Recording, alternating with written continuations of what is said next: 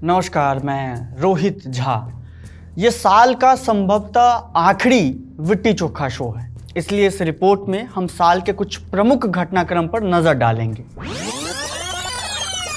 राजनीतिक परिप्रेक्ष्य में ये साल कई मायनों में अहम रहा है। साल की शुरुआत महाकुंभ से हुई।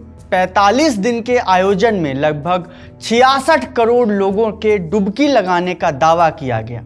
मीडिया भले आपको कुंभ से उपजे बाबा के बारे में बता रहा हो कि देखिए कैसे आईआईटी में पढ़ने वाले बाबा सांसारिक मोहमाया छोड़कर साधु बन चुके हैं, लेकिन जिस खबर की चर्चा सबसे कम हुई वो ये है कि 28 और 29 जनवरी को कुंभ में प्रशासनिक और सरकारी लापरवाही की वजह से जो भगदड़ मची, उसमें सरकारी आंकड़े के अनुसार 30 लोगों की मौत हो गई। लेकिन बीबीसी की एक रिपोर्ट के अनुसार मरने वालों की संख्या 80 से ज़्यादा थी और सरकार ने हर संभव तरीके से इस पर पर्दा डालने की कोशिश की और आंकड़े छुपाई गई। साल का दूसरा महीना आया और दिल्ली की सत्ता में एक बड़ा फेरबदल देखने को मिला। दिल्ली विधानसभा चुनाव में 27 साल के बाद बीजेपी की सरकार बनी। पिछले चुनाव में 70 में से 62 सीटें जीत लेने वाली आम आदमी पार्टी सिर्फ 22 सीटों पर सिमट कर रह गई। बीजेपी को 48 और कांग्रेस को एक भी सीट नहीं मिली। हालांकि कांग्रेस को इससे ज़्यादा उम्मीद करनी भी नहीं चाहिए थी। बीजेपी की इस जीत के बाद पहली बार विधायक बनी रेखा गुप्ता को मुख्यमंत्री बनाया गया। 27 साल बाद बीजेपी का दिल्ली में जीतना अगर ऐतिहासिक रहा तो अभी तक के आकलन के हिसाब से रेखा गुप्ता को मुख्यमंत्री बनाया जाना भी एक खगोलीय घटना ही थी। फरवरी में ही देर आए दुरुस्त आए, मगर मई 2023 में मणिपुर हिंसा शुरू होने के 21 महीने बाद मुख्यमंत्री एन बीरेन सिंह ने 9 फरवरी को इस्तीफा दे दिया, जिसके बाद राज्य में राष्ट्रपति शासन लगा दिया गया। मगर तब तक मणिपुर में लगभग 300 से ज़्यादा मौतें हो चुकी थी। लाखों लोग विस्थापित हुए जो अभी तक सामान्य जीवन में लौटने का इंतजार कर रहे हैं। मणिपुर हो या दिल्ली, ये साल ये जगजाहिर होने का भी था कि इस देश के आम लोगों की जान की कीमत 2 कौड़ी की भी नहीं। फरवरी महीने में ही नई दिल्ली रेलवे स्टेशन पर रात करीब 9:30 बजे भगदड़ मच गई, जिसमें 18 लोगों की जान चली गई। बताइए, कुंभ जाने वाले श्रद्धालुओं और ट्रेनें लेट होने की वजह से प्लेटफॉर्म पर भीड़ थी, जिसकी वजह से यह हादसा हुआ। आप रेल मंत्री, माफ कीजिएगा, रेल मंत्री का सारा नाटक देखते रहे थे कि स्पेशल ट्रेनें चलाई गई हैं, रेलवे स्टेशन पर बेहतर इंतजाम किए गए हैं और उधर 18 लोग काल के गाल में समा गए। किसी भी देश की न्यायपालिका अगर भ्रष्ट हो जाए तो समझ जाना चाहिए कि घुन काफ़ी भीतर खाने तक लग चुकी है। मार्च में ही हमें कुछ ऐसी ही तस्वीर देखने को मिली। दिल्ली हाई कोर्ट के जस्टिस यशवंत वर्मा जब छुट्टी पर गए, उनके सरकारी घर में आग लग गई। फायर ब्रिगेड को आग बुझाते समय घर से 500 रुपये के अर्धजले नोटों का ढेर मिला। सुप्रीम कोर्ट कॉलेजियम ने उनका इलाहाबाद हाई कोर्ट ट्रांसफर कर दिया।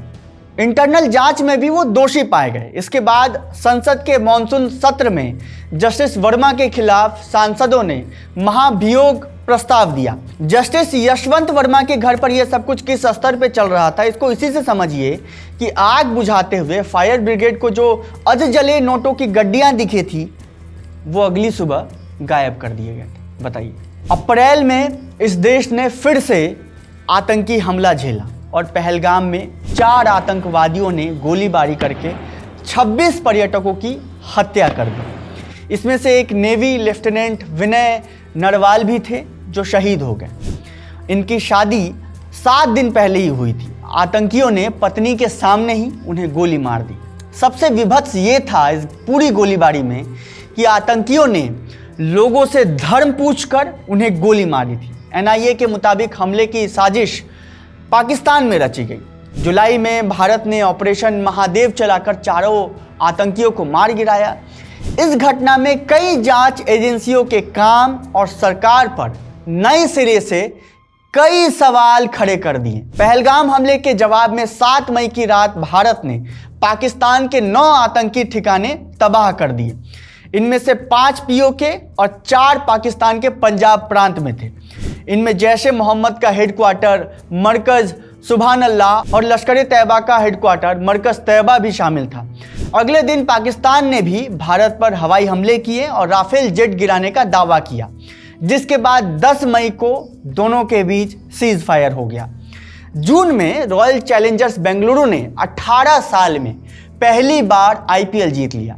खबर ये नहीं है कि कोहली बाउंड्री लाइन पर खड़े होकर जीत के पलों में रो पड़े, बल्कि खबर ये है कि जीत उस वक्त मातम में बदल गया जब अगले दिन फ्रेंचाइजी ने ट्रॉफी जीतने की खुशी में विक्ट्री परेड निकाली। इस दौरान भगदड़ में 11 लोगों की मौत हो गई और करीब 33 लोग घायल हो गए।